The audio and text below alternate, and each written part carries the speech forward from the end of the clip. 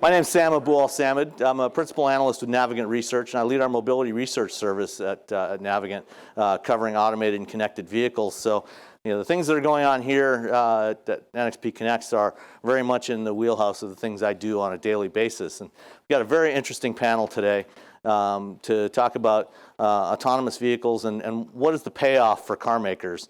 And I think right now there's still a lot of questions around that, and there's been a lot of change in this whole segment over the past 12 to 18 months.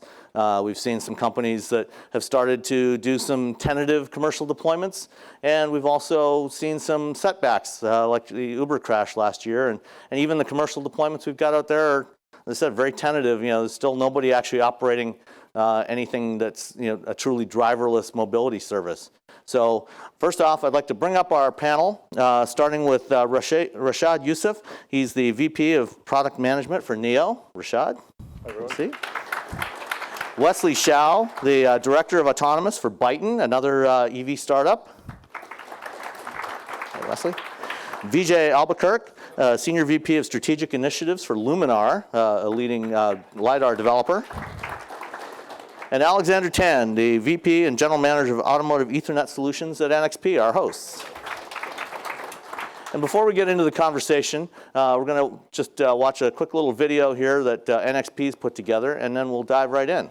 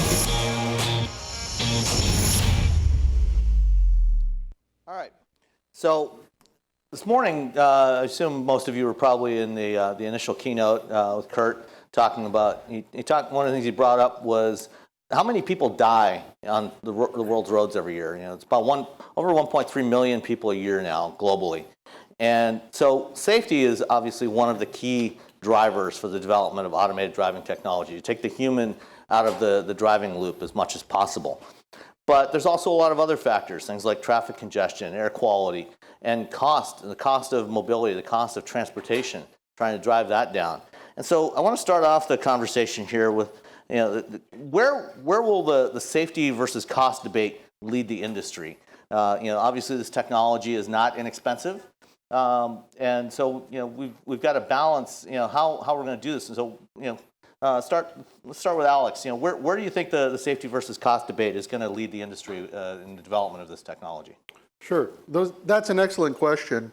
And I think you've identified the two drivers that are the most critical. We're right now at, in my opinion, an inflection point for the industry. And depending on how the car manufacturers respond to this challenge, we could see a scenario where the mobility services and that type of technology becomes the norm, particularly in urban environments, or another scenario where car ownership of self-driving cars becomes real, and the two competing factors are the safety and the cost. Because the safety is going to drive how quickly the people move to this technology. If self-driving cars can be shown to be extremely safe, then people will move to it faster, regulations will support it. But right now, as it stands for the cost with normal architectures, it's not really possible for a self-owned, let's say a consumer-owned car to compete with a mobility services car. And that's really where it comes down to. And I think one thing that's going to be critical is whether the car companies will have the innovation and vision to change the architecture to be able to support these features at the right cost, or if they will stay in the older models and find themselves being outcompeted in this space. Vijay, coming from a company that's developing LiDAR, LiDAR is, at this point at least, is one of the big cost drivers for this technology besides the compute. What do you think? What are your thoughts on this area? So to me, a fundamental driver is safety. You cannot compromise on safety. And then the question becomes, at what levels of safety do you need, and what is the cost that matches that level of safety? The position that the industry is right now is very much in a development stage. So there's not scale. So the costs are high, but the issue comes back to, do you have the performance that will drive the safety? And once you reach that, then scale will drive the cost.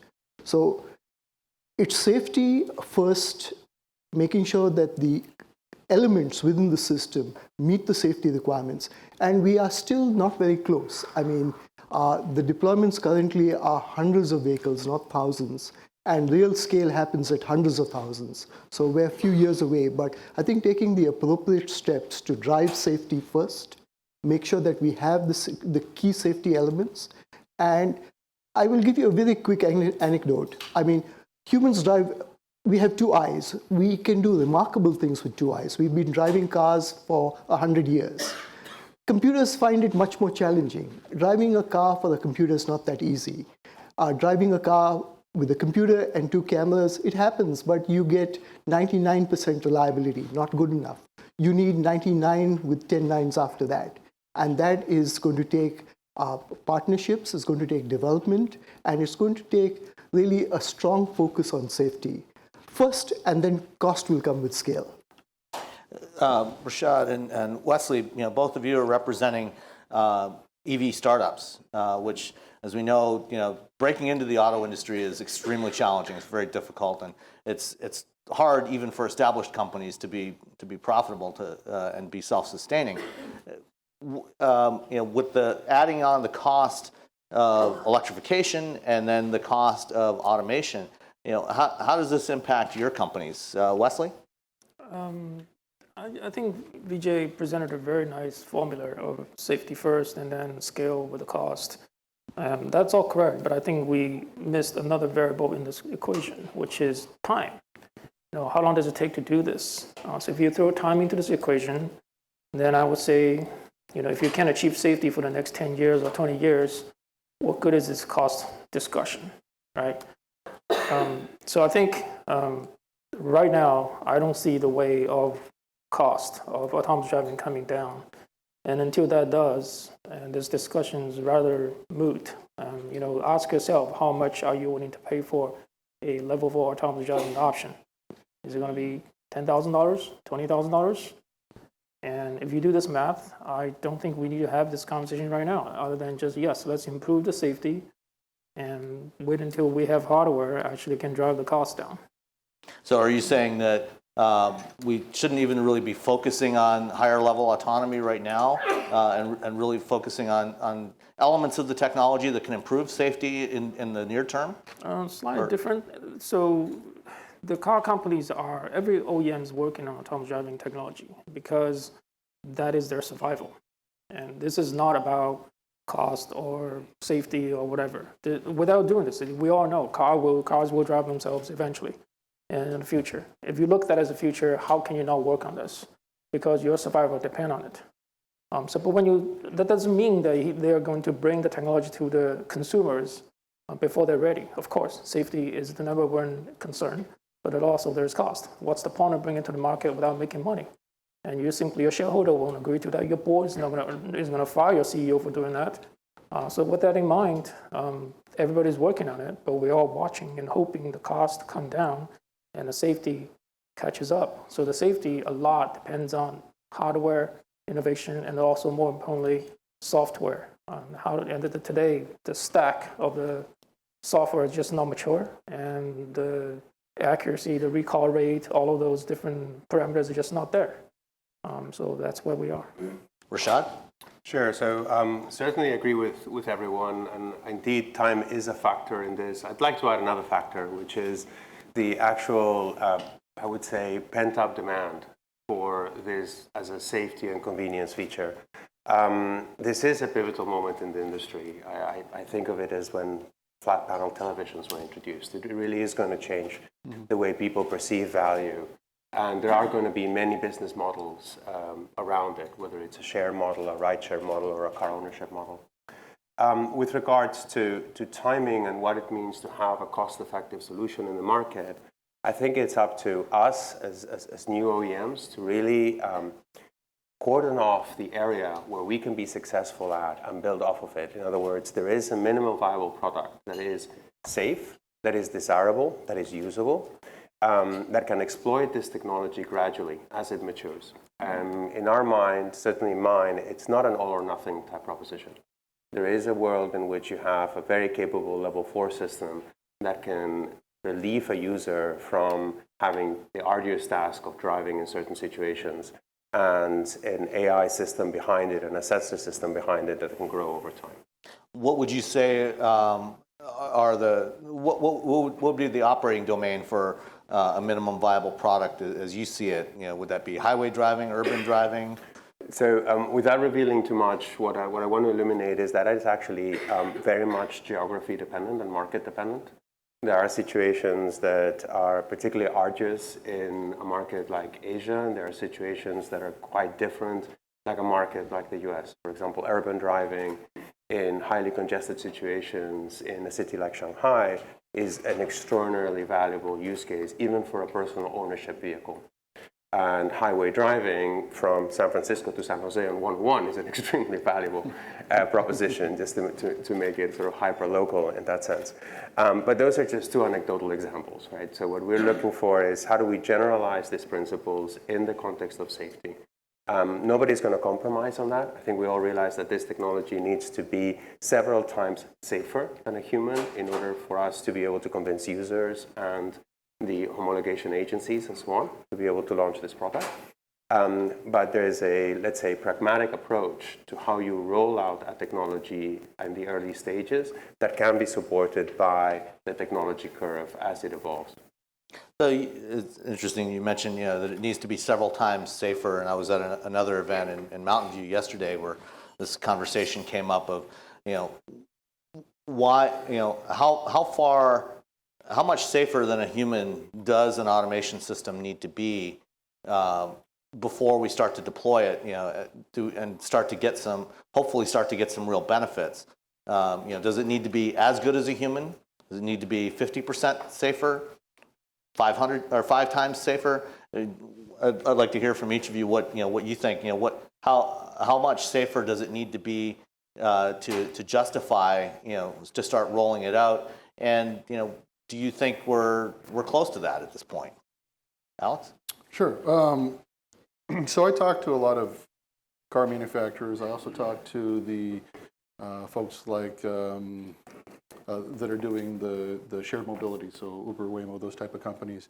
And I think that generally speaking, the expectation is that it is considerably safer, several times over from what you would do, because you're not held to just a general or an abstract level. Like after the accidents with Tesla earlier, it was this year or last year, there was some discussion about, hey, yes, in this particular case, there was an accident, but overall this has saved lives. But that's not really that compelling. People look at those individual cases, the truck crossing where the car drove right into it and saying, look, I would never have done that, and judge it by that. So I think the general feeling is it needs to be really a lot safer before you will find a lot of people at least using it for personal, let's say, where they're purchasing it themselves. When you talk about it as a shared service, then it starts to get a little bit more blurred, because now you're not taking the total risk. You're only taking a small part of the risk when you use, say, this automated Uber or what have you. DJ? So I think before we talk about what level of safety we need relative to a human driver, I think we need to acknowledge where we are today. And if you look at public information, this is the number of interventions per mile driven. And you look at, this is public information in California. And we look at that, and we are very far away today from an autonomous vehicle being equivalent to a human. Forget being better. And if we extrapolate based on the improvements made in the last 5 years. We're looking at a couple of decades before we get equivalent, forget 50% or 100% better. So the question becomes, how do we get out of this paradigm? Because time is a critical issue. And when we start looking at decades, I mean, the interest drops off very quickly. So the technology has to evolve. I mean, if we look at the technology that's being used in autonomous vehicles today, it is not that different from technology that was available 10 years ago. And I come from a company that we are developing LiDAR, and we're developing long-reach, high-resolution LiDAR. And we view this as one of the elements that will drive much safer driving. And in our opinion, in the math that we do, I mean, you need 99 and 10 nines after that. You need very high levels of safety in an autonomous vehicle to really make that broad scale switch. Can you start making changes earlier? Yeah, absolutely. On geofenced freeways, I mean, that is a much easier target to reach. In certain urban areas, I mean, examples are Phoenix and areas around Phoenix, wide streets, well-behaved both pedestrians and car drivers. San Francisco becomes more difficult, so it becomes extremely driven by what your market is and where you want to first adopt. Wesley? So I'm going to take that question head on. How many times more safer than a human do we need to be for see it? I think it will be an order of magnitude, which means 10 times. Safer than human in order for the general public to accept. No, this is not based on any scientific evidence, but this is based on more like human psychology. If it's less than that, and also any accident coming out of autonomous driving vehicles must be viewed as there's nothing this machine, today's technology can ever address in those scenarios. Anything like that happens, like the Uber accident, like whatever these Tesla issues, is going to be viewed as an issue with these entire industry and autonomous driving. So that's, I know there's a wonderful debate out there, whether LiDAR is needed or not. So I want to put the stake in the ground that when it comes down to safety, there's absolutely no sensor that can be omitted, especially for today's technology, today's sensors. None of them is a strict subset of the other. So with that, you've got to throw everything on it, infrared, whatever that is not being used on a vehicle today. You have to throw all kitchen sink on it. You have to guarantee that any accident happens, there's no way today's technology can ever address that. And even with that, you also need to guarantee the whole thing is at least 10 times safer than a human. And of course, we're not there. I'm not sure it's going to take decades. I think it's relatively probably closer, but I say it's about 10 times. Rachad? Sure.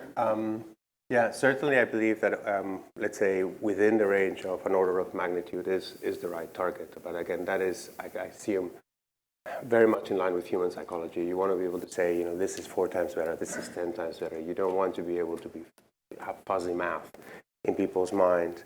There's 2 more factors to this. Number 1 is how do you prove it? And number 3 is how does it feel? Right? It's not enough to claim that you have a system that's 10 times safer. You need to know what is it that you're presenting as a statistical proof that you can actually reach those numbers. But just as important, what is it that the state of mind of a user is when they're in that vehicle? Do they genuinely feel safer than if they were being driven by a human being? Because in the absence of that, this technology is simply not going to be accepted at a societal level. So you do need to sort of harness all those 3 factors at the same time. So given all of this relatively downbeat, given the cost and the time and the safety requirements, the tens of billions of dollars that are being spent by this industry, is this ever going to pay off? Are they ever going to? Is the industry ever going to be able to recover this? Who wants to jump in? We'll let somebody else go first this time. I'll jump in since I was last. We certainly wholeheartedly believe that is the case. And we think that the early entrants in the market are in a position to embrace the technology sooner because we have an opportunity to tool our platforms accordingly. And we see the payout in the form of winning the mind share of our users early on and being able to sustain a pole position over time.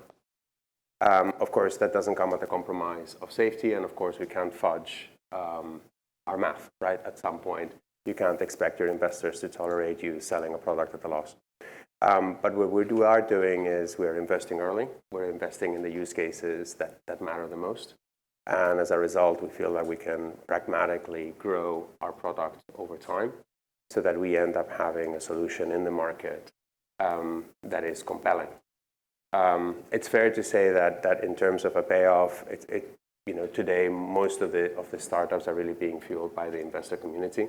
So a lot of the software effort going into it is not necessarily tied to a P&L of a product. That's because it's a very early industry built now. But over time, the expectation is that we can amortize that investment in any number of ways because, the utility of this is so incredibly compelling. Wesley? Sure. In the reverse order. I think if you look at the future is autonomous driving vehicles, and I'd imagine this would pay off. But we all understand the investment is huge, and you can invest today $1 billion to $100 million to even a few $1 million. So it's about how you manage your payoff, right? How you manage this pipeline. And we all know that recently the capital market isn't looking good on the autonomous driving. So with that, the players will be less, but I guess the automakers are slightly in a better field because they have an existing business they can bank on. But that doesn't mean that, when it comes down to payoff, it's about first, how much, and second, how long. I think it's a long process, and everybody in here has to be ready for a marathon. It takes many years. I think myself is in one of those most optimistic camp inside of OEM. We're thinking 2025. And the slightly less optimistic people are talking 2030. So if you have that patience, it will pay off. But I don't see anything get paid off before 2025, because if you look at the ecosystem, you look at the public and community acceptance, you look at the laws, you look at the country and all NCAP requirements, all of those things, the economy of scale is just not going to be there before that. Sure, you could do robotaxi, but good luck making money with it, right? Maybe I'm broaching into the robotaxi subject. Well, we'll get to So that in a let me moment. continue this, and I agree with you, Wesley and Rachad. As in a couple of things, I would not be sitting here if I thought it was decades. I think 2025, 2030 is a realistic time frame. But what is in favor of moving faster and achieving the objectives for autonomous faster than the current trend line predicts is that technology is improving significantly. We're seeing huge improvements in sensors, and not just LiDAR, but all sensors. I mean, on the LiDAR side, enormous improvements. Yes, LiDAR is expensive, but as it's deployed in scale, the prices will come down, just like every other technology product that we are all using. If we look at the market side, to me, that is actually the most encouraging part of autonomous. I think with what ride sharing has proven is that there's a large number of users who will start putting their cars aside to use rideshare. And whether rideshare is part of the car makers or how that model works, I think in the end will be determined by consumers, determined by the car makers, and determined by how the business models work. But that is very strong. And I also live in San Francisco, and I very seldom drive a car in San Francisco. It's just not convenient. And I think much more than just myself, if you look at the millennial generation, car ownership is not very important to them. They all know how to drive, but they use Uber or they walk. And I think what we're seeing is a generational shift where there's a new generation of consumers who are much more open to not owning cars, but sharing cars. And the business models are many, and we don't have enough time to discuss them, but to me, it is very encouraging that there's so many different business models to support autonomy. So when you talk about the industry, there's no doubt in my mind that the money is going to get paid back. And the reason why is because what's being built here, what's being built with the autonomous car, goes far beyond just the vehicles. You can immediately start thinking about other physical objects, things like drones and other devices that are acting autonomously. But this learning and the ability to use this and do this with safety goes into systems for control, for for cities and financial things. All sorts of new and very exciting areas are being opened up by this technology. But when you look specifically at car manufacturers and you talk about people who aren't leveraged across all these other markets, there's going to be winners and there's going to be losers. And some of them are going to be pretty big. And I think it's going to happen in the next 10, 15 years. If you look already, there are consolidations that are being driven by the consideration of how do we address these two big whammies at the same time, electrification and self-driving. I mean, think about what just happened with Renault and Nissan. Think about these different alliances that car manufacturers are making. And it's not just the fact that we talked here about needing every single sensor you could possibly think of, or the LiDAR, or that you've got really strong compute power, or the area that I'm in and the networking side, which is becoming much more like a data center in these vehicles. All of these things are driving a lot of cost. And I think that if you're really focused on the automotive space, the people who are going to be successful are going to be looking at both, how do I get that safety and reliability in my system, and also already planning for, and how am I going to deliver that at the right price? Because if they don't do that, if they don't look at the new architectures, if they don't look at how to constrain without compromising safety, they won't be able to compete with these rideshare or robotaxi type approaches that can amortize the expense over multiple customers. So kind of to summarize, industry absolutely a payoff, but there will be some companies that maybe are spending a lot of money today that are going to find themselves up in a dead end. And other companies, they're going to learn from that and be very smart. And maybe one of the guys up here will be as big as a GM or Toyota in the future. So I think that's a good lead into the next question. Which as we start to shift the business model, potentially shifting away from private ownership towards shared mobility services or subscriptions or various other types of operational models. How do you think this is going to impact automakers? Are they going to be part of this process? Are they going to be left on the side? Are they going to be shift to essentially becoming tier one suppliers to these service providers? How do you see this potentially playing out? Start on the other side. Yeah, start with Rachad again. So NIO is in, I think, a particular situation because we've already approached the car market, traditional car market, with a very different lens. Today we have different ownership models, and we sort of fundamentally changed car ownership in China. Today you can purchase a car, lease the battery, have a hardware upgradability path towards it, and created a very different relationship with the consumer. And what we see is these kinds of models evolving rapidly and having different kinds of offerings so that sophisticated functionality like autonomy can be incorporated into any number of offerings. So for us, it's not like there's not a one-size-fits-all to mobility. There will be many people that have access to rideshare options, whether they're relying on autonomy or not, and may seek our ownership from a different lens. And there may be many situations and geographies where urbanization doesn't play the same role because autonomy allows for different, let's say, lifestyles. So for us, it's very much a not one-size-fits-all approach to ownership versus new business models. Wesley, what about BYTON? How are you dealing with this? Sure. So I think there's no doubt the share ownership is going to take hold and get very popular. I'm sure, China too. We address China market as our number one market. We also look at the world as well. BYTON is actually very bullish on this kind of thing. And we actually have organizations, people looking into those services. But that said, using self-driving robotaxis. BYTON's obviously actively trying to participate in this, and this is a way for the new energy, so-called new energy, EV companies to catch up with the traditionals, because with the electrification, they could be a little bit more advanced on the drive-by-wire, on the capability of the vehicles, easier to modify, easy to catch up, compared to, if you have 40 different brands of different Ford and Chryslers, all that stuff out there. And just to make them controllable by a computer is a feat. But after working with other tier ones, I can tell you wholeheartedly, this is a very, very difficult task.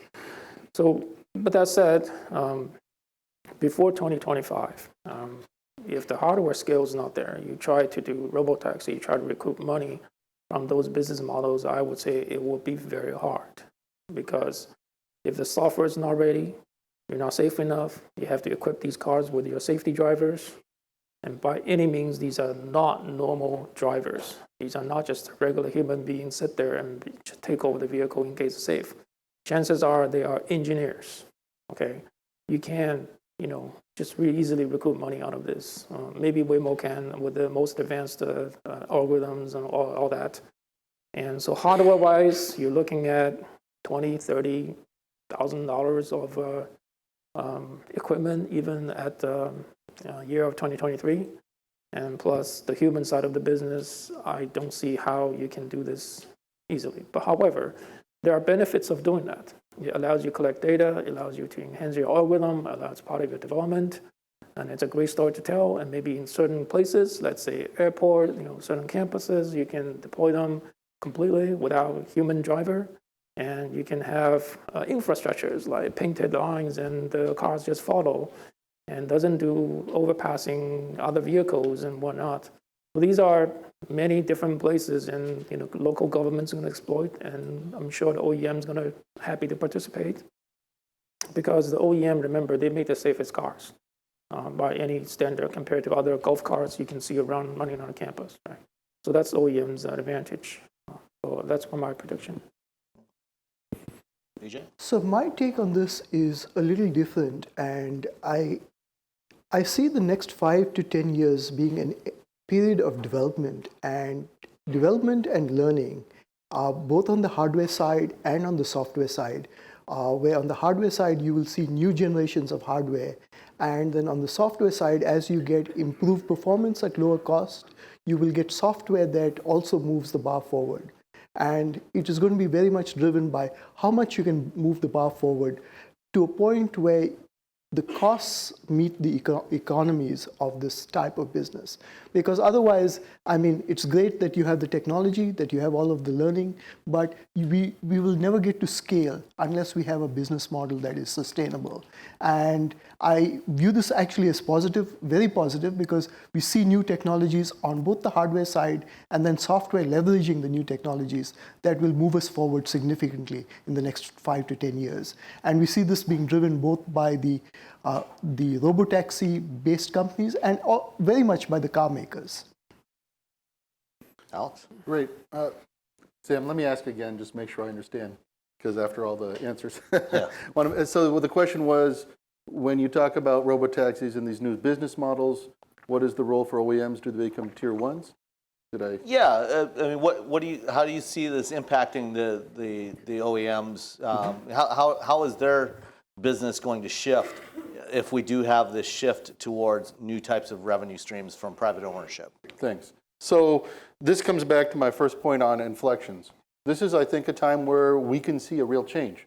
Think of it even back to when the car was first coming out, and all of a sudden everybody was horse and buggy, and then boom, no more horse and buggy, no more buggy whips, a whole new model. It is, I think, right now quite possible that we can see a scenario where, at least in the urban area with younger demographics, people who don't see their same, let's say, don't have the same connection to car ownership that older generations did, could see a scenario where the ride shares offer these self-driving cars, which are convenient and cheaper and provide higher safety.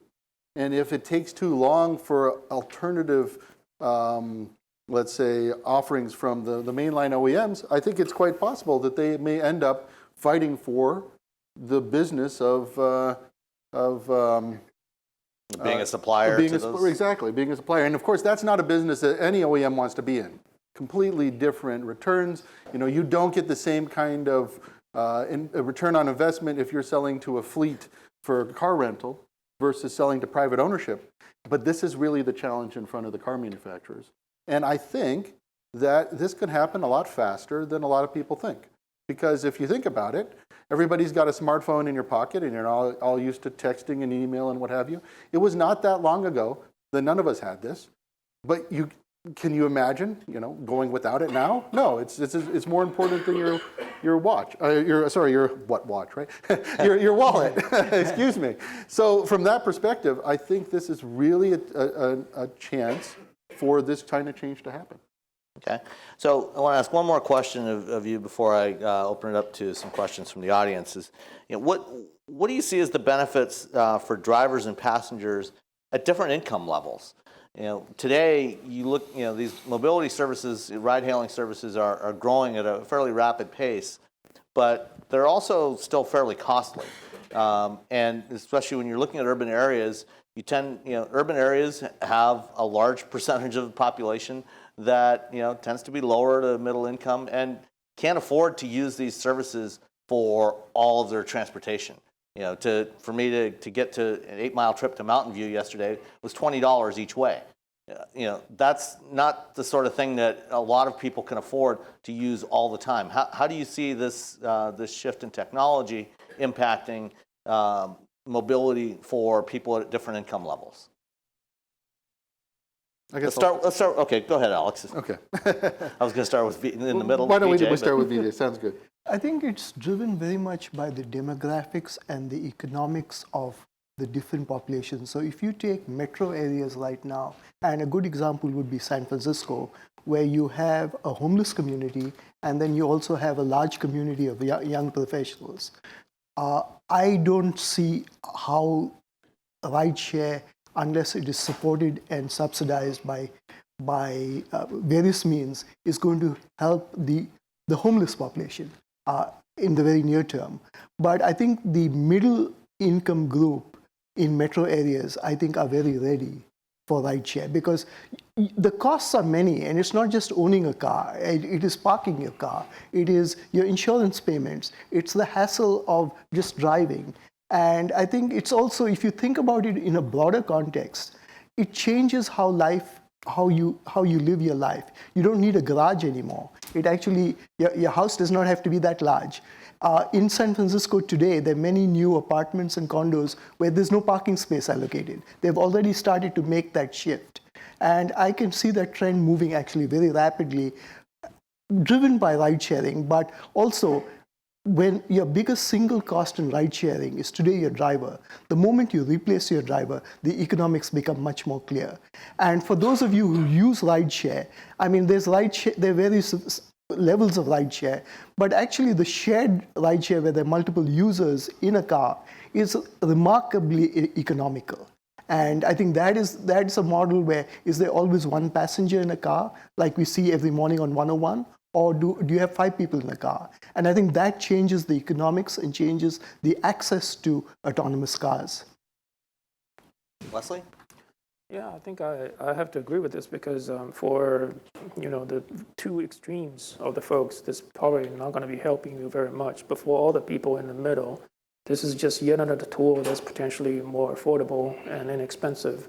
And because people like us, we are cost conscious wherever we travel. So this is good news. This is another way of reducing, especially I hate to park and walk a long time and a long way. So if you can just take share mobility on both ends of your metro in the middle, and that will be even good news. So I agree. Rachad? Yeah, so probably just collaborating that point of view, but maybe from a more extreme point of view. Today, when we see the technology entering, it's clear that the price point will be extremely high for car ownership. So it speaks to very much a premium market. Playing that out, the societal consequences, however, will impact, let's say, the extremes a lot more. In other words, today you see access to education and access to jobs as one of the hardest challenges within urbanization. And the ability for someone to juggle a work life and a study life when they are outside of the metro areas makes mobility the biggest challenge, or at least one of the biggest challenges.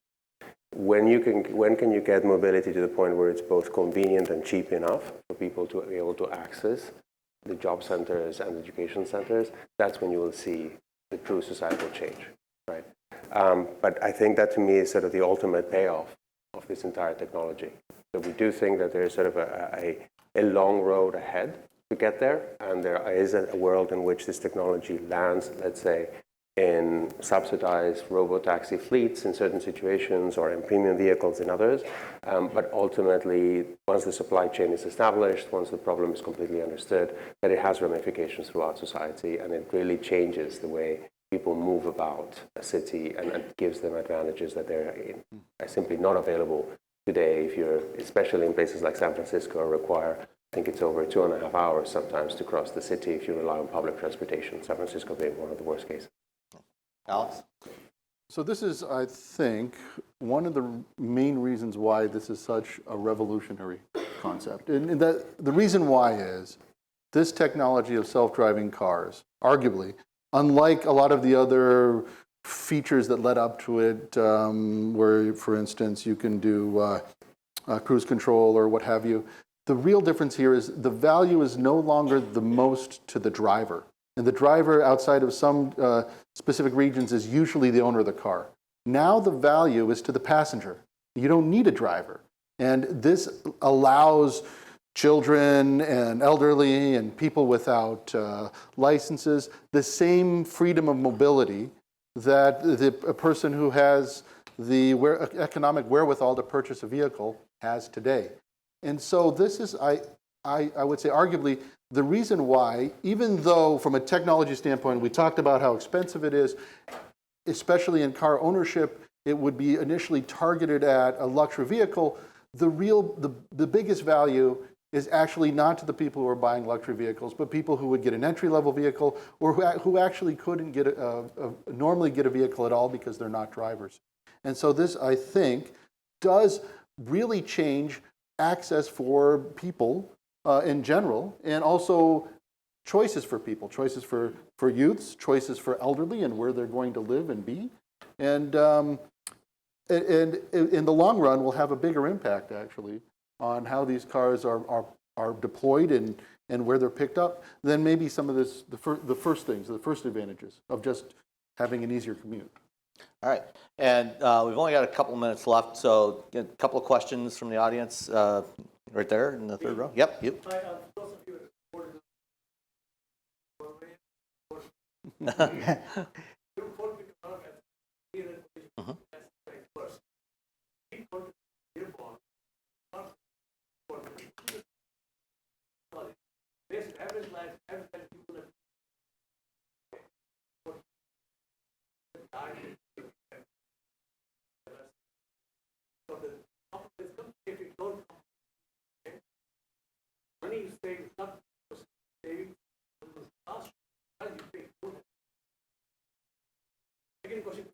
Okay.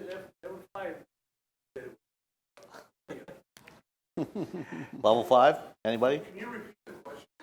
What time level 5? When?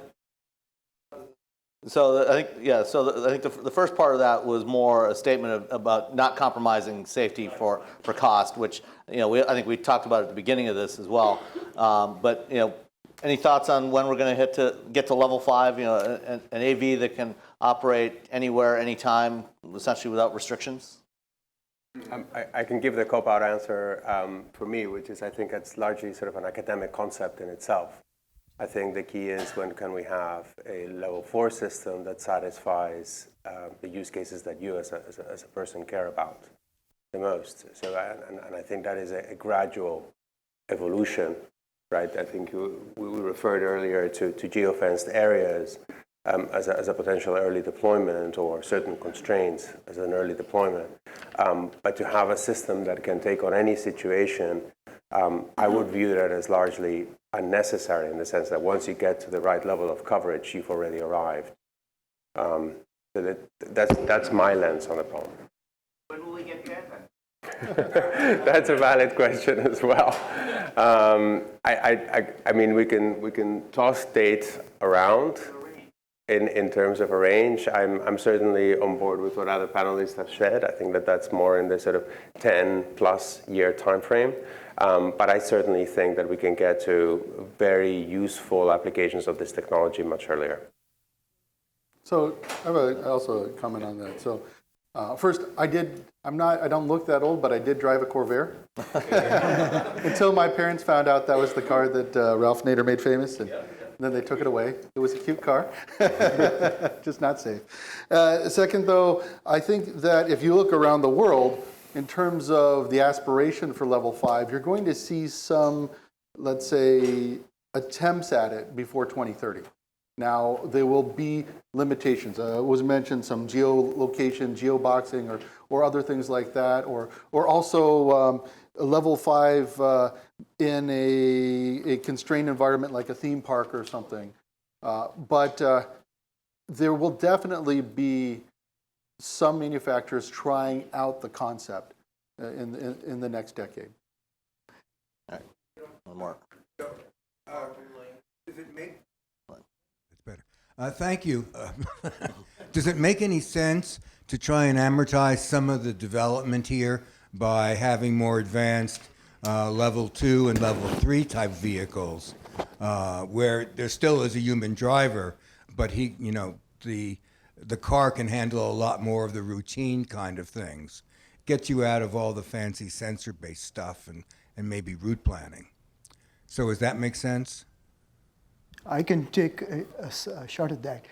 In my view, going to level 3 and level 2 is already deployed, but going to level 3 and level 4 are the evolutionary steps to getting to level 5. And these actually fit well with the car manufacturers, the car makers, because these can be deployed in regular cars.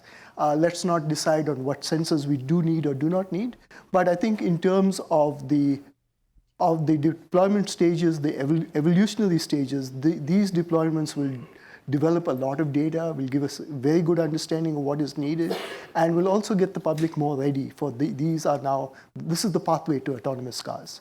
Okay. Second question. When you talk about safety and being a factor of 10 better than a human, there are a lot of humans who are lousy drivers. We didn't say which human, right? They're impaired, they're drunk, whatever. They're aging and probably need to have their keys taken away. Isn't there an opportunity here for this kind of capability, even if it's not 10 times as good as an ordinary driver? Because we all know that ordinary drivers all think they're above average. At least 85% of them. Isn't there an opportunity here, even if it's not 10 times better than an ordinary driver? I'll take that, since I was the original one says 10 times better. I think the answer is no, because let's say somebody's drunk, he wants a robotaxi to take him home. And if the robotaxi is not as safe as a regular human driver and end up getting some accident along the way, what is society's response to this? I don't think that's acceptable. They will say, hey, he could have get a much better driver, a regular human driver, get him home safe.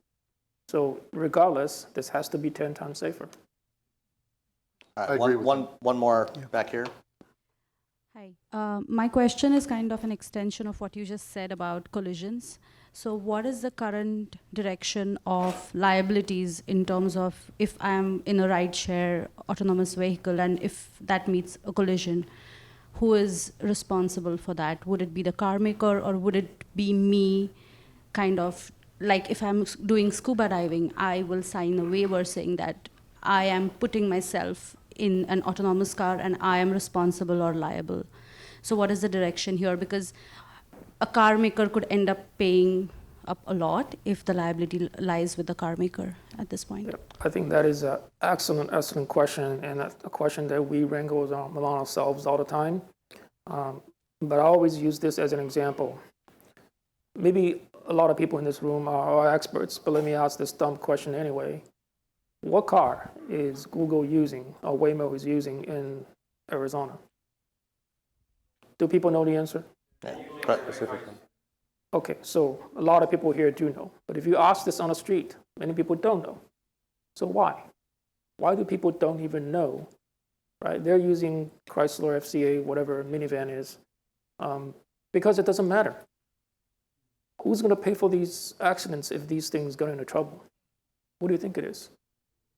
Exactly. It's going to be Waymo, yeah. So why? Because it's got their logo on it, and You don't see FCA comes out and claim they are capable of doing autonomous driving because they're not. It's just way more stuff. So, Go ahead. so when the accident happens, whose logo is on a car? That is the conventional wisdom where the responsibility is going to, ride. Of course, it's heavily influenced by the local laws. Especially go to China, you have government incentives and you have all kinds of different things coming into play. But more or less, moral-wise, or if you go to a regular, democratic environment, especially like in Europe, they're going to decide this is going to be an OEM's issue. So if you go ride Uber, and if the logo says Uber is on it, that's probably Uber's going to be taking a responsibility. But if it's Uber's driver doing this, then it's a shared responsibility between those two, right? So they're looking at it as a contract of Uber. So there's a lot of nitty-gritty stuff in it, but I think whose logo is on it is going to be the ones responsible. So if I buy this wonderful robot from a tier 1, and it gets me into an accident, me being an OEM, I can pressure my supplier, say why and your system is not good enough, but who's going to be facing the lawsuit in the court? I don't think it's a tier 1.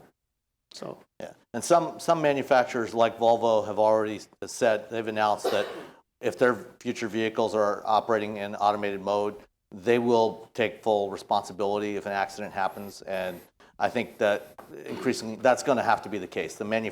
Whoever created the virtual driver system will be responsible for any accidents that are caused by that system. Now, determining cause, that's a whole other issue, but I think that's the direction that we're going to go. All right, one last question here, and we're going to wrap it up.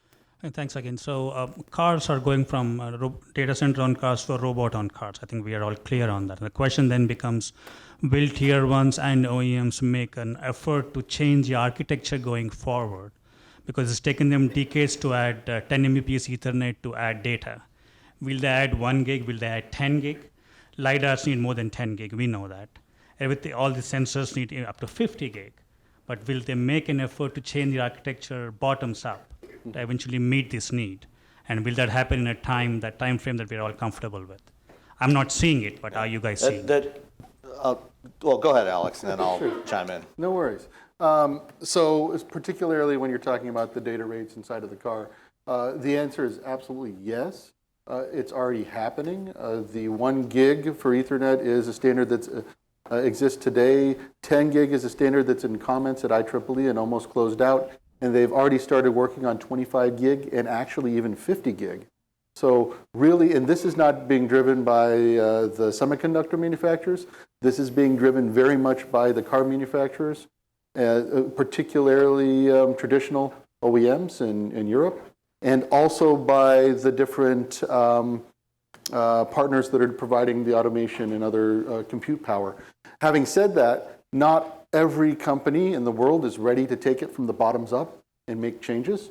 Some companies have the luxury of doing that straight from the beginning, particularly car companies here in Silicon Valley who are already designing around this specific application. When you're a company like a Volkswagen, a GM, or Toyota, where you already have leveraged EE architecture across your platform, then it becomes a series of trade-offs. But regardless of that, it absolutely needs to have higher speeds. The industry doesn't know. We don't know what the highest speed is needed there. What we do know is it's too expensive. Too expensive, too much power, takes up too much space, but the industry doesn't know how much. But it absolutely has to happen, and it's happening now. And I think a large part of whether or not these companies will be successful in fielding cars that, for instance, could provide self-driving at entry-level prices will be whether or not they can tackle that question of reinventing that architecture in the right way. So it's a very good question. And to further on that, it is already starting to happen. Manufacturers that are developing purpose-built AVs are taking this into account. And even before that, General Motors recently announced their new digital vehicle platform, which is their new EE architecture that launches this fall on the Cadillac CT5 and the CT4. And over the next 2 or 3 years, will be rolling out across most of their vehicle lines.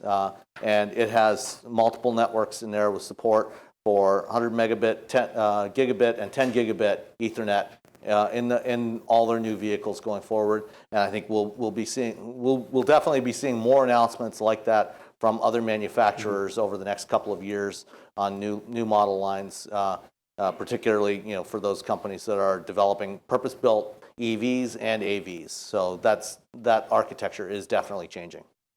And with that, I'd like to thank you all for sticking with us. I want to thank our panel and thank NXP for hosting us.